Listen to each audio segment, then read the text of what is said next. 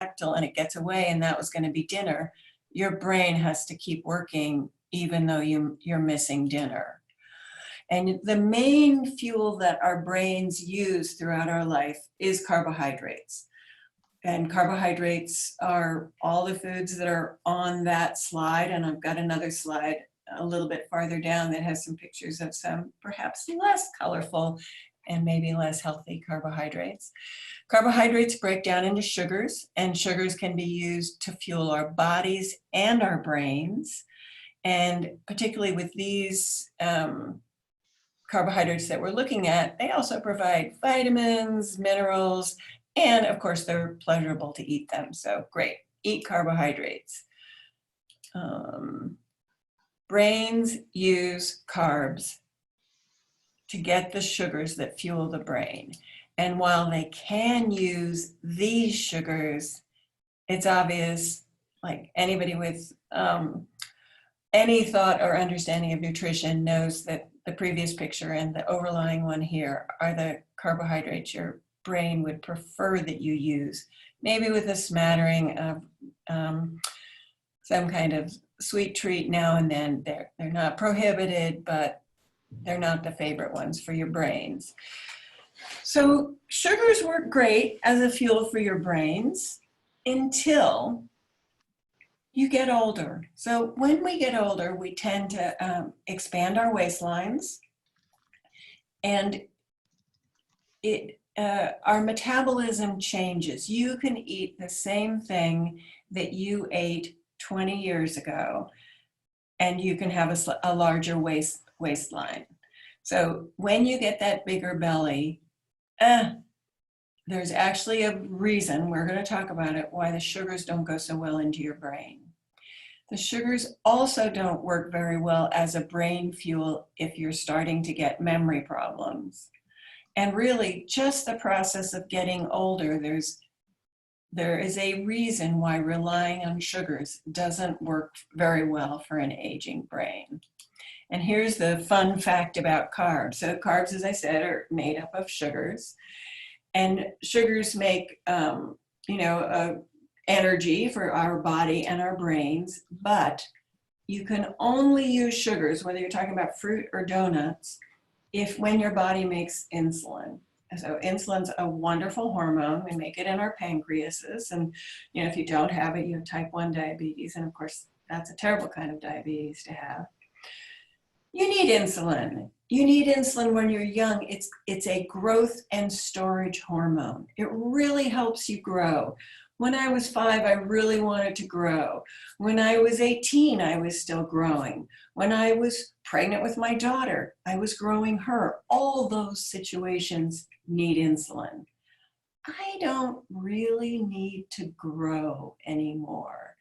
The only ways that I grow at this point are my waist size getting larger, and even worse than that, the way things grow at an advanced age is when you grow a tumor somewhere you don't need one. And those are the cancers that I listed that can use insulin, and insulin makes it more dangerous to have the risk of a cancer growing somewhere. So insulin is our friend up to a point. The growing is great, but here's all the downsides of insulin. When we're going to talk about making ketones, I want you to keep in mind, and I'm going to show you again, that insulin actually stops your body from making ketones. So you're going to only make ketones when insulin levels are really low, and they're only going to be really low if you didn't have any of that birthday cake and you didn't eat very much fruit. So anything that tastes more sweet has a greater degree of carbohydrates and sugar and provokes more insulin. And this is important, and we've talked about this with, I know, some of the people that are on the call today. The existence of sweet in what you eat can make your body make insulin. The taste of sweet can make your body make insulin. So even if it's stevia or NutraSweet, And even the anticipation of eating something really sweet and great can make your body make insulin. But look at all the things that insulin does that makes it not so much our friend. It blocks our ability to make ketones. It raises blood pressure because it makes you retain fluid.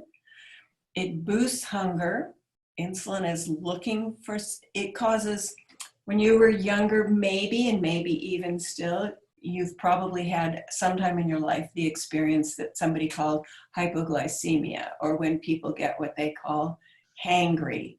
Oh, I'm feeling shaky. I remember the first time it happened to me. Noticeably, I was in the coronary care unit in my residency. And I said, "Wow, I don't know what's the matter. I'm shaky." And you know, one of the nurses handed me something to eat. And I was, oh, that's the solution for hypoglycemia. Hypoglycemia didn't come from exactly me not eating before. It happened because I was not eating right before that. And I had a high level of insulin, which makes your blood sugar go down and makes you want to eat some more. So it boosts hunger. And here's the tricky thing about it when you're getting older and you're thinking about brain health. So this is a little bit of a side circuit here when it talks about amyloid. So our brains are amazing. They do a lot of work, a lot of work. It's important for our brains to rest. One of the ways we talk about rest when we're talking about the brain is that you shouldn't eat for 3 hours before you go to bed. And you should have a nice long overnight fast. And when you're not putting new fuels into the brain, you have a chance to clean it up. I don't know if you listened to NPR this morning, the movie theater. There was an owner of a movie theater on, and he said, you know, in the first few weeks when we had no business, it was great because we just cleaned up the theater, we repainted it, restocked all the food in the snack bar part of the movie theater. And then he went on, and we're having our other problems. Well, our brain does that every night when we stop sending it new fuel. It cleans up the debris of the day, throws it out, and makes it a nice, clean space in which our brain can work the next day. One of the things it needs to clear up is any insulin which might be hanging around the brain. Insulin is such an annoying piece of litter in the brain that our bodies developed a specific trash man or woman just for insulin. And that trash cleaner is called insulin degrading enzyme. And at night, it really goes to town, but it works during the day too. And any insulin that's left around is really annoying litter to our brains. So it cleans up insulin. And if then you eat some more sugar, so you get some more insulin, it cleans up some more insulin. And only when it's done cleaning up insulin, well, no more sugar, no more insulin around. Now I'm going to go and clean up number 2 on my list, which is amyloid beta, the bottom of the list on the slide in front of you. Amyloid beta is the Band-Aid that our body puts on damaged brain cells. And in order for that brain cell to kind of come back to life and rejuvenate, you need to take the amyloid away. And you need to feed the brain cell so it's not so injured the next day. Your brain's never going to get around to cleaning up with that amyloid if it's so focused on insulin. So stopping the sugar, stopping the flow of insulin allows insulin degrading enzyme to clean up the amyloid and the insulin out of your brain so that it can be a clean slate for you to work on the next day. So, of course, we want to get rid of the insulin. And one of the things I like to know for everybody is, what is their insulin level? It's a standard part of most functional medical doctors' annual labs, and it's the only way that your blood sugar makes sense. You know, what's the level of insulin that you've generated to handle the blood sugar that's in your body? Well, sugars aren't the only kind of food we eat. We also eat proteins, and proteins break down not into sugars. There's little bits of sugar in them, very little. They primarily break down into amino acids. Amino acids are not really there for energy. Amino acids have a lot of other work to do in the body. In fact, they're so important that your body will maintain a steady pool of amino acids circulating around in your body so that you can build and repair muscles if you've just taken a long hike and you need to repair that muscle, if you need enzymes to accomplish any metabolic process in the body, to generate hormones. Your body's got a lot to do with protein, and there's lots of nutrients there with the amino acids. But protein, even though you think of I'm going to eat a hamburger and have the fuel to go do something, it doesn't provide the energy for you to actually go do something. And I said hamburger, but of course there's other kinds of protein that I'm going to actually call lesser quality as proteins, because as they have protein in them, but their level of carbohydrate is so high that if you're eating nuts or garbanzo beans for your protein, you're also triggering that insulin response because of the carbohydrates in the protein. These are wonderful. They're very pleasurable. I'm not saying people shouldn't eat them, but they are not the same kind of protein as the meat that all the things we saw on the previous slide, which, come on, go back, slide. Nope, it's gonna go ahead. There we go, I just have to hit it hard. These are all higher quality proteins. Their amount of carbohydrate is less, their amount of fat is high, and we're gonna get on to fat because that's the next and really the more interesting for today's discussion source of fuel. So the most flexible human fuel are fats. They break down into triglycerides. Triglycerides themselves can be used. It's the fat in the hamburger that gives you the energy to go run across the street. It's not the protein that helps your muscles repair from the work that you do, but it's the fat in the protein in this salmon down here at the corner, or even the fat that's in the nuts that enables you to use them for energy. Key vitamins and nutrients, of course, they're very pleasurable.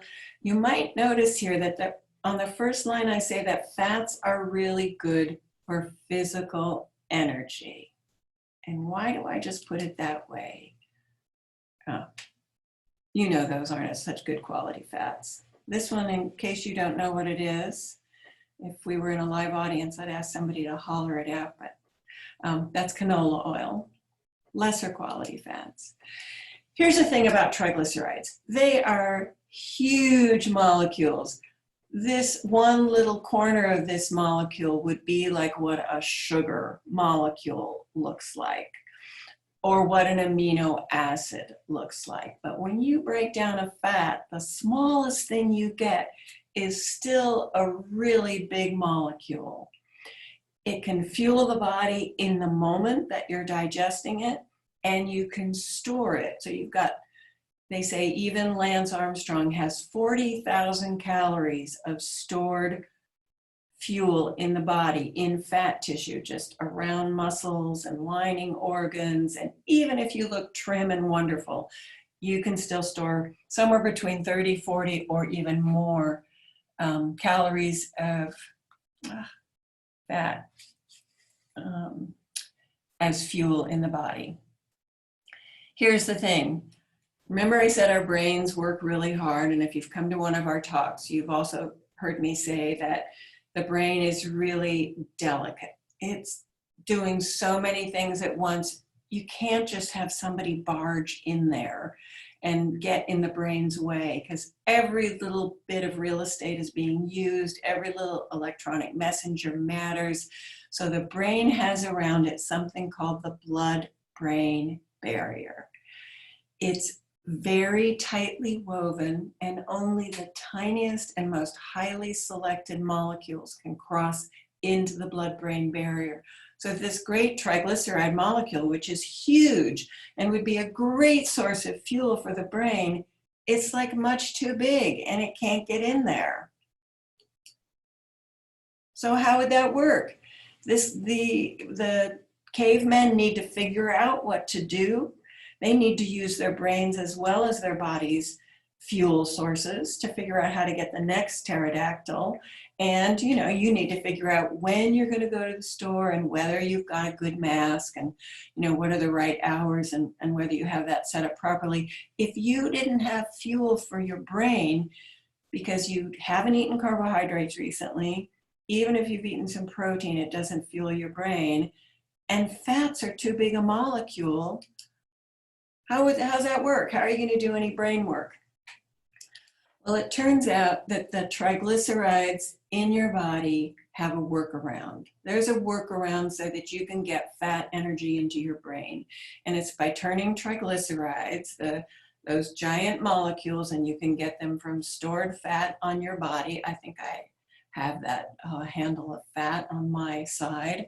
Or you can get it from food, and coconut oil is a great source of particularly the kind of fat that's going to work for this particular workaround. So in this workaround, your body takes triglycerides, these gigantic molecules, and breaks them apart. These are the fatty acids are these, each arm of this triglyceride is a fatty acid, and the fatty acids break off of the backbone, which is where the red little balls are, and the fatty acids go to your liver, and your liver turns them into something called ketones. And ketones are about the size of these two tiny connected balls here, a much tinier molecule, and it can go to your brain and fuel your brain. And it can also, it's very versatile, and this is why I call fats the most flexible fuel. Your ketone bodies can run your muscles throughout your body. Your heart particularly likes ketone bodies to run on. Your brain, if it got to choose between sugar and ketones, take ketones any moment. So if you've got blood sugar and ketones going around if you've got blood sugar and ketones circulating throughout your body, your brain will preferentially pick out the ketones. So that's great. Well, this is wonderful. How do we make sure this happens? Because it doesn't happen with everybody. This is a skill that you have to develop. And the first thing you have to know about how you develop this skill is that insulin wrecks everything. So the presence of insulin to any significant degree completely blocks that happening. That's lousy. So as I said, you can make ketones from fats. So you want to eat lots of good fats, and you want to do it in the absence of significant sugar, because that's what would raise your insulin level. So all these carbohydrates offer so much more of the other benefits, the fiber, the micronutrients, the varied flavors, that they're not going to stimulate your insulin a lot. So when you eat these healthy fats, in the absence of sugar, and therefore the absence of insulin, they're going to go to your liver and make ketones. As I said, you can use ketones for both purposes. You can fuel your body with them, or you can fuel your brain with it. And you can use it both ways and for all the other benefits that we talked about. Ketogenic meals are going to have some combination of fatty protein. You can have carbohydrates as long as there's this kind of carbohydrates. And this becomes your beautiful meal. Looks like a great meal. If this were a restaurant, though, they would never consider this a complete meal unless you had a starch or unless you had a good slice of sourdough bread. And there's a time and place for those, but it makes the meal no longer be ketogenic. It prevents it from being ketogenic. So you're not going to just eat that meal. Actually, I'm going to go back here. Yeah, so this is great. And if 10 of us sat down at a table and we all ate this meal, and an important part of this meal is the olive oil in the corner, and I can't tell how big that olive oil container is, but if you really want to make ketones, you're going to pour olive oil all over this plate. And the more of the healthy kinds of oils, olive oil or avocado oil particularly, that you eat, the more likely your body's that's going to help turn the fats in your liver into ketones. I know what I was going to say. I hope you're not getting dizzy. I'm going back and forth a little bit here. Okay, so let's imagine 10 of us sit down and we eat that. We all share a very similar plate. We all drizzle the same amount of ketones on our plate while we're eating. And then an hour or so later, we each check our ketones. Somebody on my left has a ketone level of 3.5. My level's only 1. Another friend over here has a level of 0.4, not really making ketones. We could just keep eating this way and taking the spaces between meals to encourage our body to actually make the ketones. But we could also take some shortcuts. So my favorite shortcut is, as I said, do some time every day where you're not eating. It should be part of health classes from the time we're the littlest kids. It's good to stop eating a few hours before you go to bed, and it's really good not to put calories in your mouth for another 13 or 14 hours. If everybody did that all their lives growing up, I wouldn't have to go through this whole litany about explaining what the ketogenic diet is and how to help your body make ketones, because your body would know. Because you would be in the same situation as the cavemen with the pterodactyl, and your body would have learned how to take some of your stored fat and turn it into ketones. Okay, but we've spent most of our adult lives relying more heavily on carbohydrates than is helpful for being in the ketogenic diet. So if we wanted to take some ketone shortcuts to boost our body's ability to make ketones, we would boost the kind of fats, and I said olive oil and avocado oil are good, the kind of fats that most quickly find their way into the liver, into the ketogenic pathway, and boost ketones in the brain. Coconut oil is a very good one for people who have the gene ApoE4, either themselves, 1 copy or 2. There are other downsides to coconut oil, so we might go directly to more olive oil, more avocado oil, and actually the oil that is derived from coconut oil without being the whole coconut itself. And that can be MCT oil itself, highly refined into brain octane oil. I know this is in all the local stores in Ashland, and probably a lot of health food stores now. Or the way I particularly like to take MCT oil is to put it on powder, which is really a kind of fiber that makes it last longer in your system. So you have a longer effect of the MCT oil boosting the production of ketones. Now, those are boosting your body's own ability to make ketones. You can actually just eat the ketones, and this comes up sometimes.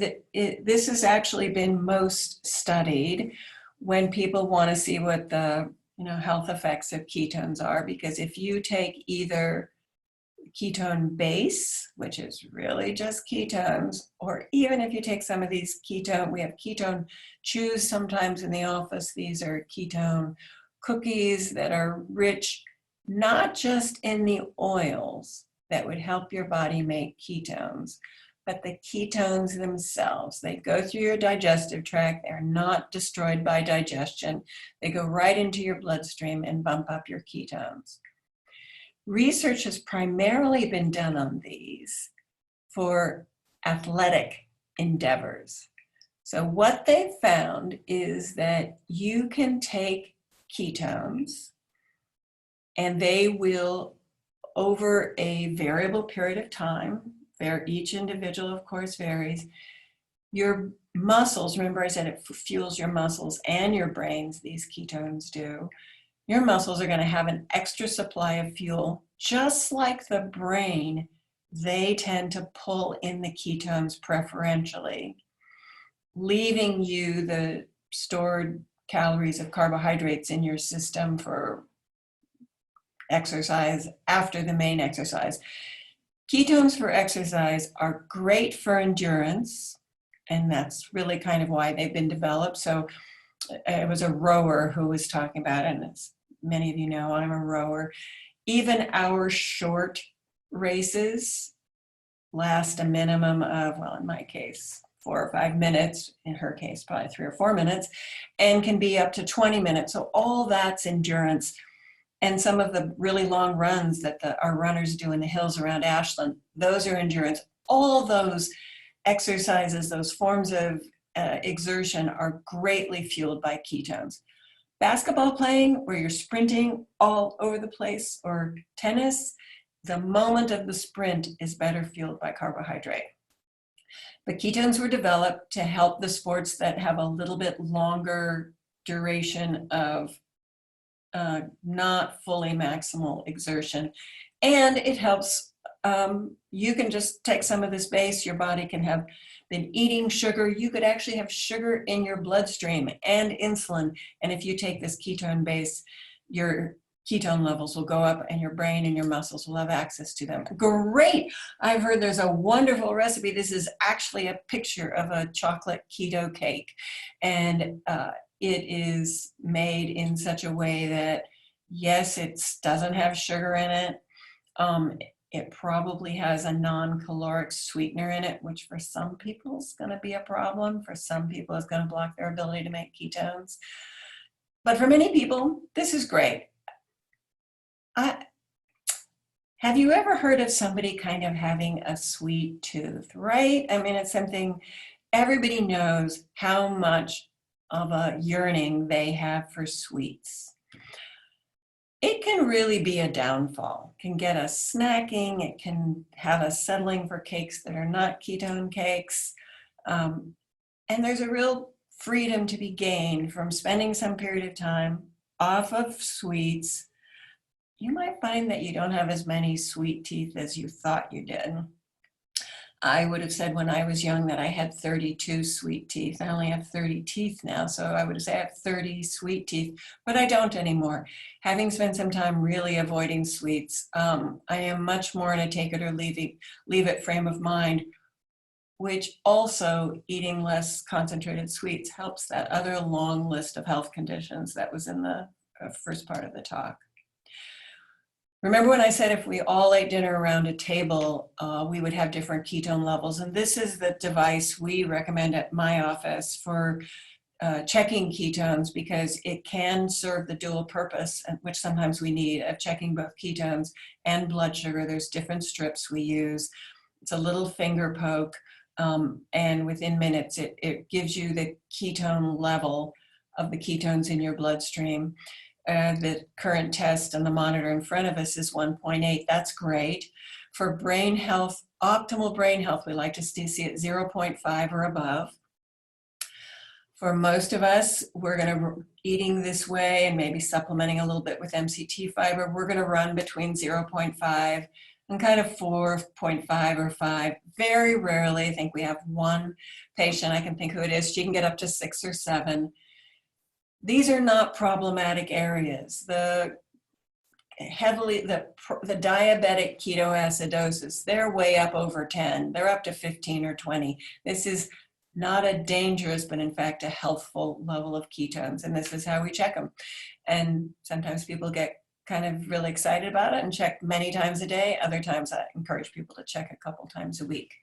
So the ketone boosters, just to review, fasting, particularly overnight, and some people like to do longer fasts. I don't know if anybody listening today has been in that, but I've had some people who've done kind of 7-day fasts, and the first day is okay, second and third day can be hard, and then your body really gets good at making ketones. Usually the end of the week is great. Not always the first time, but usually the second or the third. Vegetables really help because of the gut health that they encourage and the fiber that feeds healthy bacteria, which also make butyrate, which is the kind of ketone that you're going to use in your brain, and the one from your gut can be used in the rest of your body as well. Choline is, your liver needs to be healthy for you to make ketones. You can't have tortured your liver or have terrible scarring in it from surgery or an infection in the past. let's say you've got a relatively healthy liver. Choline is an incredibly important nutrient, and it's genetically determined how much you need, but my rule of thumb is kind of like most people need 2 or 3 egg yolks a day. And if you can't eat egg yolks, can you eat liver? And if you don't like liver, do you like pate? And if, barring all that, if all those foods are off your plate, you can get choline as a supplement. Stress and lack of sleep interferes with ketone production because it boosts your cortisol, which boosts your blood sugar, which boosts your insulin. So getting a good night's sleep and handling your stress well will help you make ketones. Exercise is great. It's an educational experience to check your ketones.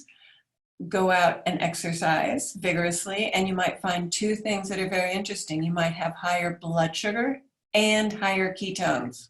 How does that happen? Well, it's not with insulin. It's all the response to exercise. And of course, you need fats to make ketones, and we all have plenty of fats in our body to make ketones, almost all of us. Some people will talk about that, lose too much weight, and then they need to do something dietary. So the things that block ketones are the insulin, and the insulin primarily comes from things like grains or terrible chocolate cake decadence, but even fruit can do it for some people. And at the beginning of learning to be ketogenic, protein can be a problem itself, because even protein stimulates your body to make some insulin, and it's the insulin that blocks the ketone production.It's important if this is new for you, if you think, I'm excited, I'm gonna try this. The things that must be part of a ketogenic diet are electrolytes. Remember I said that insulin can cause high blood pressure. Insulin causes you to retain salt and other minerals and electrolytes. And without the insulin, you'll pee them all out. And if you really pee them all out, you're going to start depleting your stores of salt, potassium, magnesium, calcium, and you need to supplement. Supplementing is the way to avoid the short-term effects. Sometimes people starting out the ketogenic diet say, oh, I feel terrible, I've got the keto flu. That just means you've got an electrolyte deficiency. So lots of electrolytes, minerals, particularly magnesium, again, kind of to help with muscle cramps of having lost all those other minerals. I think it's a good idea to see whether or not you need digestive enzymes. You might be eating more fat than you're used to, and some good multivitamin with it. And the benefits we talked about at the beginning. It's a great tool for fat loss because ketones suppress your appetite. That's what people feel in the 4th, 5th, 6th, 7th day of a fast. I ran into a colleague of mine at the co-op. She said, oh, I'm on the 7th day of my fast. Isn't this terrible for you to be in the co-op? We were like standing in front of the freezer section. I thought she was going to grab some ice cream. She says, no, at this point, I don't care if I ever eat again. So she encouraged herself to eat again, and she did that. So it's a great tool for fat loss because of the ketones' beneficial effect on appetite. Any problem with your brain, you can find literature somewhere on the benefits of ketones for almost every problem with the brain. It is part of the recovery from traumatic brain injury. And a colleague of mine down at UCLA, they were studying traumatic brain injury, and particularly with football players, and he says, ketones are the absolute bomb when it comes to protecting against brain injury. I said, wait a minute, I was talking about recovering from brain injury. He says, yeah, they help with that, but really, if we could get every football player to eat ketones before they go out and play football, they would not have the same impact of taking a headbutt with their football helmet. So we're not going to get that to happen, but you can just remember that it is good for brain injury. Not recommended for children. What do I mean by children? Really, somebody less than 15, somebody who's gained most of their adult size can safely do it. Do not recommend it for pregnant women. The big caution and the main side effect I see is when people are not warned about what's going to happen with their blood pressure. Their blood pressure is going to go down. It's going to be right at the beginning, and their medications are going to need to be adjusted or stopped It's not going to keep going down forever, and it's not going to go back up, but it will go down at first. Your weight goes down quickly at first from all that water you pee out, and then will go down more slowly over time. And for some people, it's not a big weight loss modification of their normal diet. Some people, they don't really lose weight, stay on the ketogenic diet. But for most people, they do gradually trim down. And when I talk about weight going down, I don't really count pounds any more than I count calories for people. My gauge of somebody's weight, health, or not is whether their waist is smaller than half their height. Quick, go get out your tape measure. You know how tall you are, and I mean now, not when you were 18. And is your waist less than half your height? And that's a good metabolic indicator of health. Key minerals go down in the beginning. So there we are, and there we have it. And I see there have been lots of comments. And Rachel, I'm going to ask you if you've been, I see one here. Do egg yolks have to be raw? No. But you probably do get more choline from them if they are not excessively cooked. So great, thanks. Hi, Rachel. Hey. Hi, everyone, all of our patients. See all of you on here. I am going to release a poll right now, and so that will go out as Dr. Gordon also kind of answers through some of these questions. So I just wanted to keep you informed about that. There are 3 questions that I'm asking of you. And Deborah, do you want to scroll through these questions, or should I go through and ask them? Well, I see the first one, and since that's such a long one, I'm going to answer that one about, so there's the question of, gee, I went in this diet, my brain felt so much better, but my LDL went through the roof, and a cardiologist said, oh my God, you're gonna die, you have to take a statin. And I would say that if that were the only medical understanding of cholesterol that you had, pick your statin wisely so it doesn't hurt your brain. Not every statin is terrible, but here's what I would do for somebody who, you're on the ketogenic diet, you feel great. Well, first of all, when I measure cholesterol, I get a panel that the typical cardiologist doesn't measure. So I want to know what your LDL number is. In this question, it went up to 190. I want to know what your LDL particle count is, which is how many little cars are carrying around the LDL lipoprotein in it. Because if that's less than 10 times as much as your LDL, it's probably not so hazardous. And really the bottom line is, I want to know, are you really at risk for heart disease? So if somebody asks this question and they're 20, is really different from if they ask this question when they're 60. If they're 60 and have a tendency to have high cholesterol, and I knew they had perfectly clean, dreamy, wonderful coronary arteries, I'd say this isn't a problem. We can check your coronary arteries again in a couple years, but high cholesterol is often part of heart disease, but it is not what drives heart disease. And there's a really cheap and easy way to check the health of your coronary arteries. It's an out-of-pocket test, and in Southern Oregon, it's $150. They do it at Asante, and it's a CAT scan, not a 100-slice CAT scan, but a pretty minimal one that just picks up the calcium in your arteries. And the scores I've seen are anywhere from 0 to about 1,800.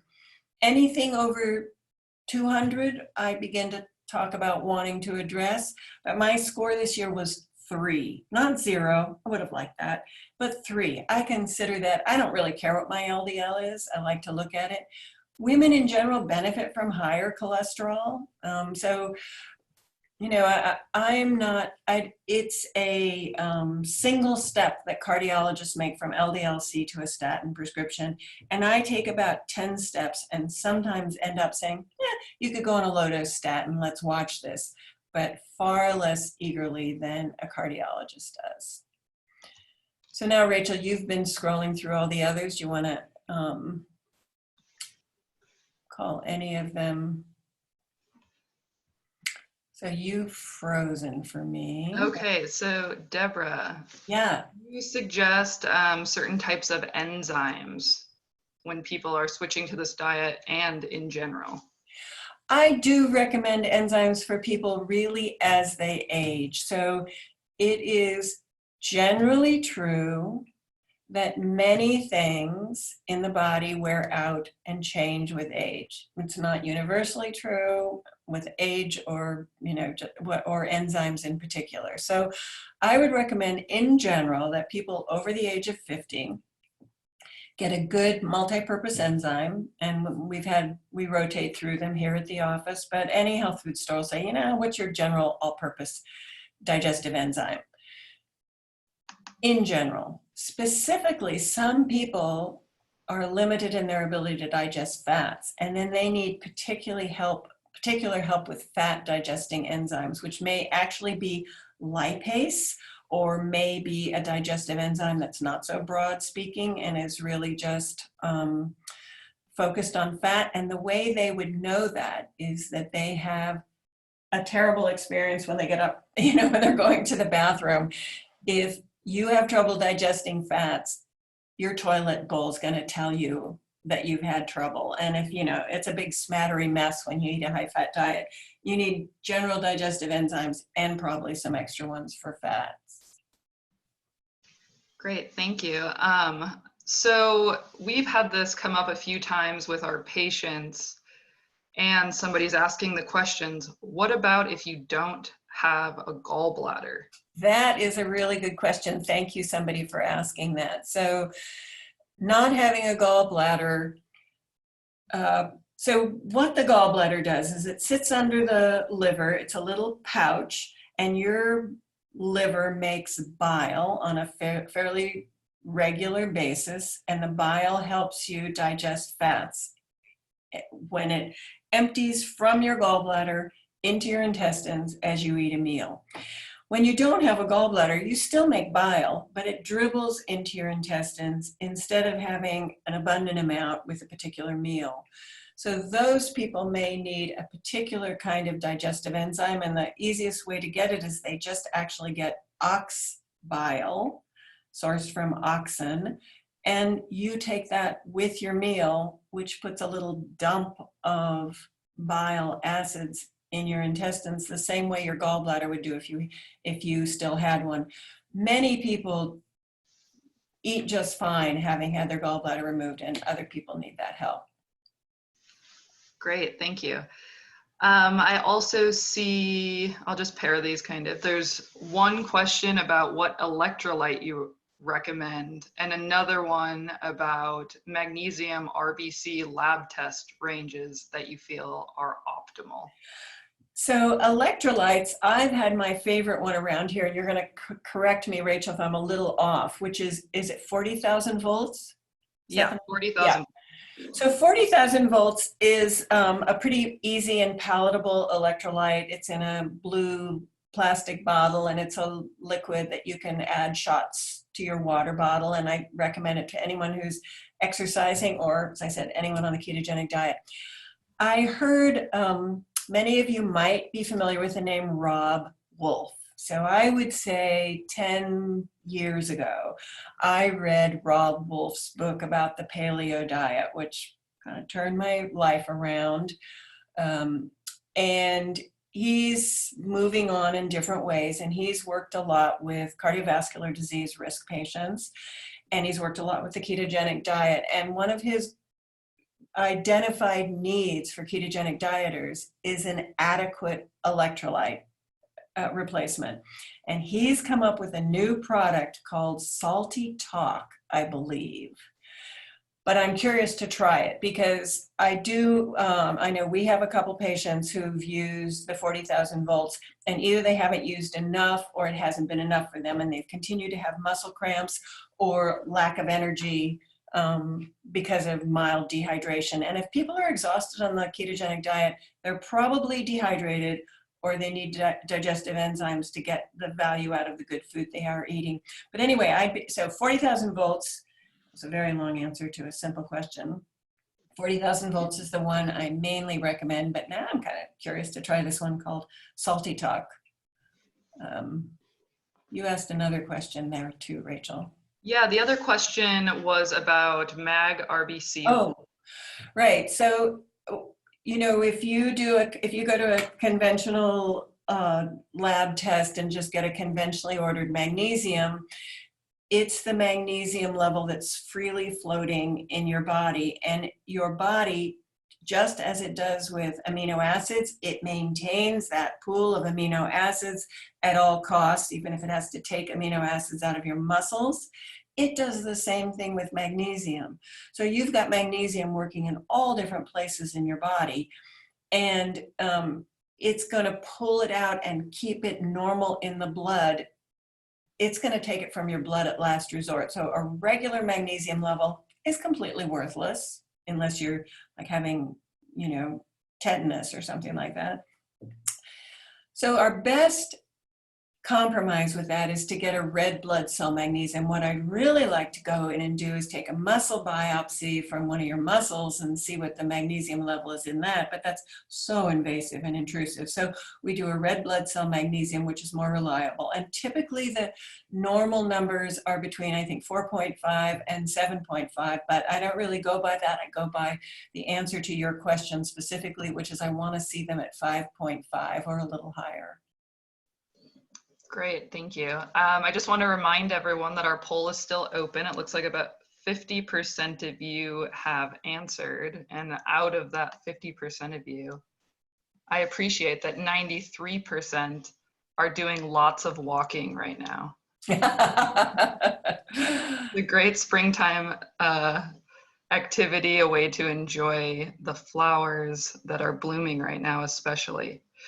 Another question, Deborah, is that, you know, a lot of people talk about keto adapting versus staying on the ketogenic diet. Mm-hmm. You know, do you ever eat carbs? Are you cycling on and off? Or is this a total lifestyle change? And I see there's a nice thread of questions along those lines from Joe. And when I'm going to try and go through all of those, but the first one, so in general, I think if you really want to, you know, if you're having any trouble being in ketosis, one of the tricks, and we've got a lot of tricks, is once a week to eat a lot of carbohydrates. A lot. You know, to have a meal that has rice in it, and to have, you know, fruit for dessert. And, you know, in the conventional world, that wouldn't even be a high carb diet, but a high carb meal, but really to maybe even have 100, 150 grams of carbohydrates in one meal, just to make sure that everything's kind of working the way it should. And so for some people, that's very valuable. For anybody losing weight, I recommend them to have days where their ketone levels might be lower, but they're including some carbohydrates. And for those people, I usually recommend some sweet potato, or second choice regular potato, so it's dense and has a lot of nutrients too, and not so much rice, which is way more sugar than accompanying nutrients. So some people are in ketosis all the time, and some people go in and out, and I think ideally what you want is metabolic flexibility. So if you're in a ketogenic diet all the time, and you do eat a lot of sugar, your pancreas is going to forget how to work. You're going to have really like super high blood sugars and not make the insulin your body needs to use that sugar. So I think the resiliency is the flexibility is the key goal, so that you're ketogenic really most of the time. You know, we joke about it here at the office because we don't check, which I do think is interesting to check, for everybody to go through some period of time when they check. Like, I bet right now, having eaten 3 eggs and had a little cream in my coffee about 4 hours ago, I bet my ketone level is about 1.4. You know, you can kind of tell. And I think it's valuable to know and to check it. And, you know, I'm going to probably have something carbohydrate-y for dinner tonight. I don't know. Somebody else is making dinner. That's great. Joe asked, is MCT oil or powder ketones the same? So MCT oil or powder, are really just the precursor to ketones in either the instant use form, the oil, or the longer extended release form, the powder. Separate from that, you can actually just buy ketones, and they're neither oil nor a powder. They're kind of a pasty liquid that can, or pasty substance that will dissolve in a liquid, but they are actually ketones. You could have your liver removed and still have a ketone level from those. And then, Joe, your last question, and we should do a whole Zoom meeting about genetics. Are there genetic SNPs that influence people's ability to make ketones? And yes, there are, and they're all workaroundable. So some people's genetics might say, you know what, you shouldn't do so much with those heavy saturated fats that people eat in the archetypal ketogenic diet.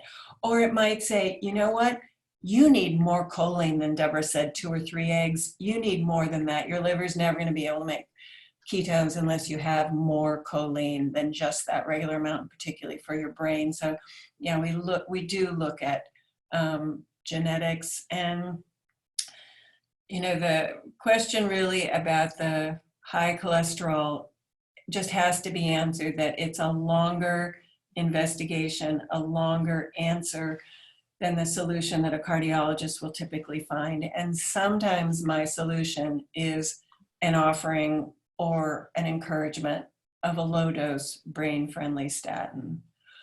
Is there a way to check ketone levels without pricking our fingers? If you're new to ketogenic diet, you can do urine test strips.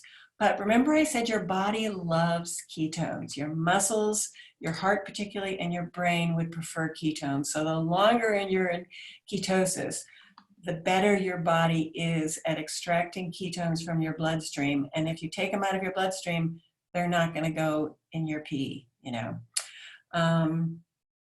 So a couple other people asked about breakfast, brunch meals. And I think one of the things we'll send out with, we're going to wrap up now.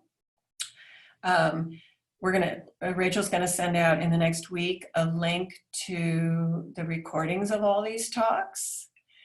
And one of the things that we'll include in that is a breakfast, lunch, dinner, week-long recommendation about different meals. And you'll go, oh, yeah, I know that. I think if that's it, I hope to see you back here in a couple weeks, and we're going to talk about chronic pain. So please do send me any messages or questions you have about chronic pain. And with that, go walking, sunbathing, enjoying friends from a distance. And Rachel, I would have answered yes to watercraft if I'd taken a poll. So. Thanks, everybody. See you later.